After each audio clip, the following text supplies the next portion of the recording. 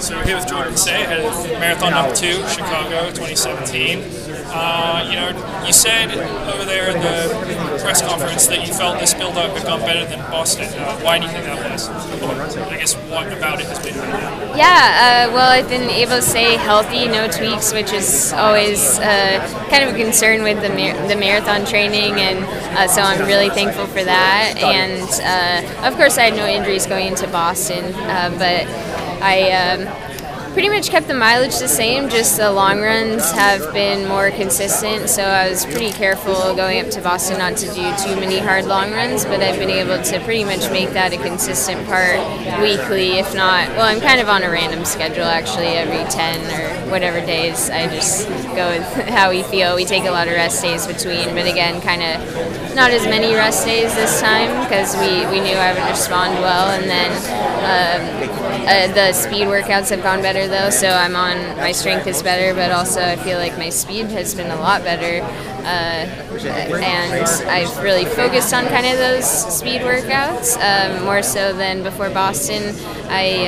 Because I was focusing on running some fast half marathons, and I think that I had to rest for those, so I wasn't able to really hit the speed workouts, the long track intervals. I had to just make sure I was rested for those, and those were kind of like my not covered my long tempo runs from a practice standpoint, but this time we really just trained through those build-up races, and so that's been different as well, but the taper's gone really well, and I'm feeling really fresh now.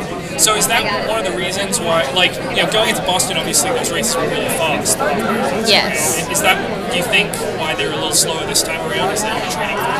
Yeah, definitely, and I think that was important for me going into Boston because I had never run a marathon, so I needed that confidence, and this time I don't necessarily need that. I kind of know what I did in training, and I know that I didn't back off, and that's what all the top marathon runners do. You rarely see them do a build-up race even, so we just had to keep that in mind, but I do like going to race, and we just kind of turn them into workouts as well, so that was what we did. I was on the same plane as Galen, and I think it's worked well. We'll see after Sunday. Yeah. Were you happy with how the races played out? How did you feel with the 2? Yeah, I was. I was really pleased with the 20K. That was tough. Aliphine's always tough competition. I didn't think I would pull away so soon, and then I was a little bit disappointed with Philadelphia.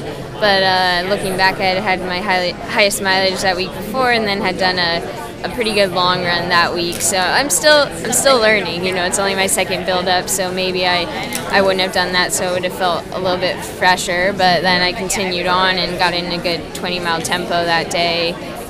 Following the race, it was really hot and humid that day, so it was all about just approaching it in a professional manner, and then again training through, and just continued to. I think I hit the same mileage that week, so that was the goal going in, was just to have a solid effort. So what was the mileage the week before you said?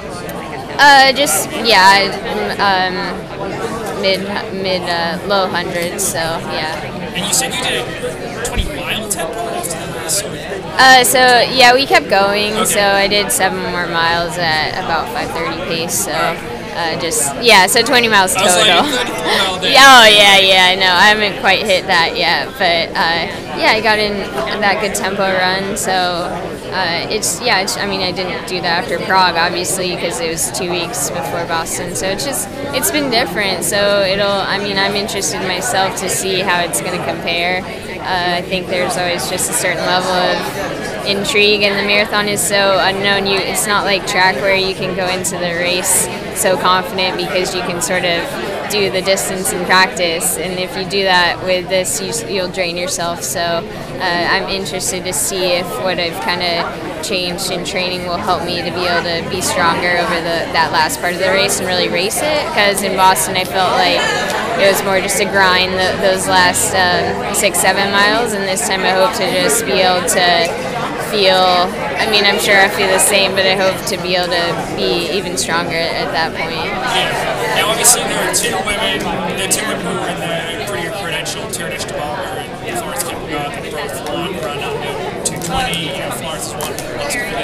Have you given yourself any thought of, hey, I could win this, or I mean, has that crossed your mind winning the race on Sunday?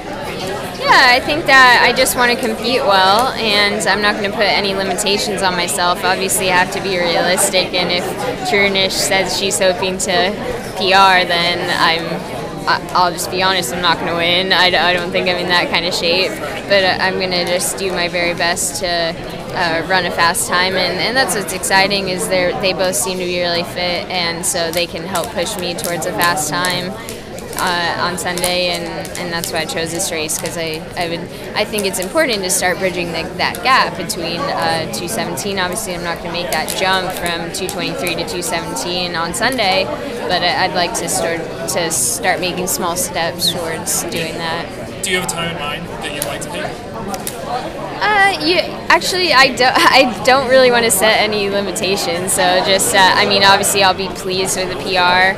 I'd like a pretty big PR, but I'm just going to see how the race plays out. And typically Chicago's won in about 2:21, 2:22. So if they run a lot faster than that, then it'll be a pretty quick day.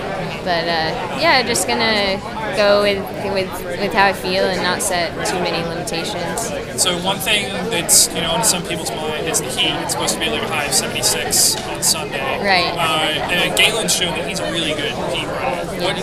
How are you in the heat? Are you worried about it? Oh, I'm excited for it as well. I think it'll be perfect. It's going to be about high 50s at the start and low 60s at the finish, because the race starts pretty early. So that'll actually be cooler than Boston, and I'm really confident in my ability to drink. So I think that actually gives me an advantage during the race. So yeah, we were actually Galen and Alberto joking that I'll show up with a puffer on the start line, because I'm always in Oregon. I'm always like bundled up wearing my puffer and beanie, because I'm from California originally, so I get cold pretty easily. And yeah, it's colder these days leading up, but I was out there jogging this morning. I was pretty chilly, so I'm actually kind of glad that it'll be a little bit warmer. Maybe the sun will be out. I always like the sun, just psychologically, so it'll be a good day. What was the biggest thing you learned from Boston that you take into this one? Just your first one. Yeah, I think that's actually a tough question, because the marathon is so long that there's many things that you learn. So I can't really pick any one thing. I think that just knowing that it's going to be hard, and just trusting myself. I think it's important to stay really relaxed and calm for as long as you can, because that last part, it's just going to be a huge grind. But just kind of taking it the same way, approaching it with confidence because of what I've done in training. And I was telling some of the guys that are debuting, just see it as a glorified long run, and they were laughing, but that's sort of the way to think about it. When you get nervous, just it's the fun part. Usually I'm out there running by myself with Alberto with a stopwatch, and this time I get to run on the street with a bunch of people cheering me on, so that's a huge honor, and it's a lot of fun. And do you know, are there any men that you might be able to run with? I don't know. I hope so. Yeah, it'll be nice to. I'm just gonna hopefully find the pace. That's kind of what I usually do in these mixed races. Yeah. All right. Well, I appreciate your time, Jordan. Good luck on Sunday.